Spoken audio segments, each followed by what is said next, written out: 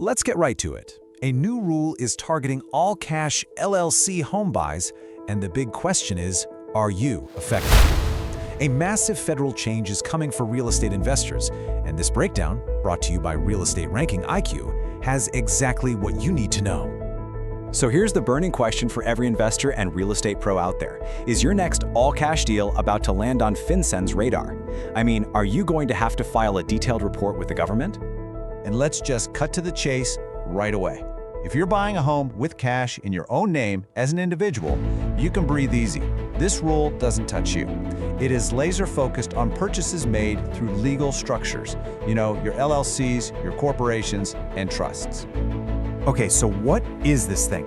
It's a new nationwide rule, and you've got a date for your calendar, December 1st, 2025. What's important here is that it's getting rid of that old, confusing patchwork of local orders and replacing it with one single standard for everyone. Let's look at the key facts. The scope is super specific. We're talking about non-finance deals, so all cash, where the buyer is an entity or a trust. And who has to do the paperwork? That falls on the closing agent. But here's the kicker.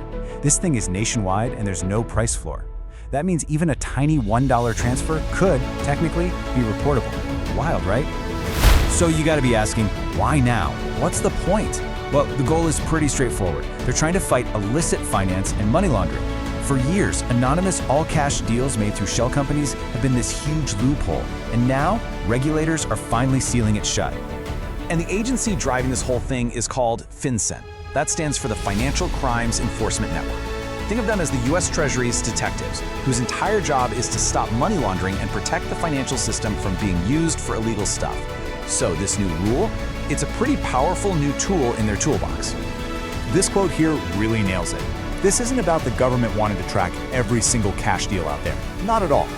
It's more like a surgical strike, aimed right at those murky, high-risk deals where it's easy to hide where the money came from. So, your average home buyer, totally not the target. All right, this is the part you've been waiting for. How do you know if your deal is going to get flagged? It all comes down to a really simple 3-point test. You just need to ask yourself 3 quick questions. Number 1, is the property a US residential property? Simple enough. Number 2, is the money non-financed? In other words, is it an all-cash deal? And number 3, is the buyer an entity or a trust?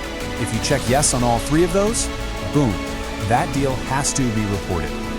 And really, this sums up the absolute core of the rule. If you're an individual buying with cash, you're in the clear, not reportable. But if it's an entity or a trust paying cash, it's reportable. It truly is that black and white. Now, you might be wondering, what exactly counts as residential property? Well, the definition is pretty broad. We're talking single-family homes, townhouses, condos, co-ops, you name it. It also includes smaller buildings with 1 to 4 units. And get this, it even covers vacant land as long as the plan is to build a 1 to 4 family home on it. Okay, so let's say your deal is reportable. What information actually gets sent to FinCEN? This is a whole new playbook for closings when the buyer is an entity. The report itself will have all the basics you'd expect. Property address, who the seller is, info on the buyer's company or trust. But that last bullet point on the list, that's the one that changes everything. And that point is beneficial ownership information. This is the absolute heart of the entire rule. It means you have to identify the actual people, the human beings, who own or control the company buying the property. We're not just talking about the LLC's name, we're talking about the names of the real individuals behind the curtain. The days of anonymous ownership are over. So you can see how this is going to have a huge real-world impact. Let's talk about what this means for the market and, more importantly, what you can do to prepare right now. To get a sense of the scale here, just look at this number, 33%. About a third of all home sales in the US are all cash. That's a massive slice of the market we're talking about. And now zoom in on that cash market. Who's in there? Well, investors make up a solid 13% of all home purchases. And guess what? Many of them are using LLCs and trusts. That is the exact group this rule was designed for. But you know, this impact won't be the same everywhere. Take a look at states like Mississippi or New Mexico. All cash deals are nearly half of their entire market. For closing agents and attorneys in those states, this new rule isn't just a small change. It's about to become a huge part of their day-to-day work. So if you're an investor who buys through an LLC or trust, what should you do? The key word is prepare. First, get your attorney involved early. Second, have all that beneficial ownership information compiled and ready to go before you even think about making an offer. And third, expect some identity verification steps at closing. Don't be surprised by it. And what about for sellers and listing agents?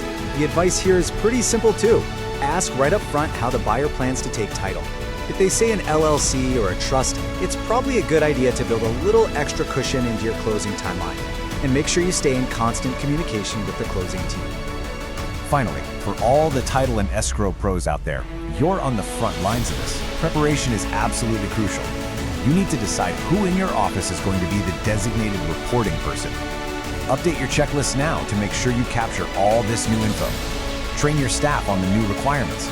And don't forget, you have to set up a system to keep these records for 5 years. So let's just boil it all down.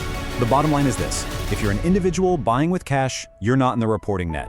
But if you're using an entity or a trust to buy with cash, you need to be ready because mandatory reporting is coming your way. And that really leaves us with one big question for every investor watching this. Now that you know total transparency is mandatory, is this going to change how you structure your next real estate deal?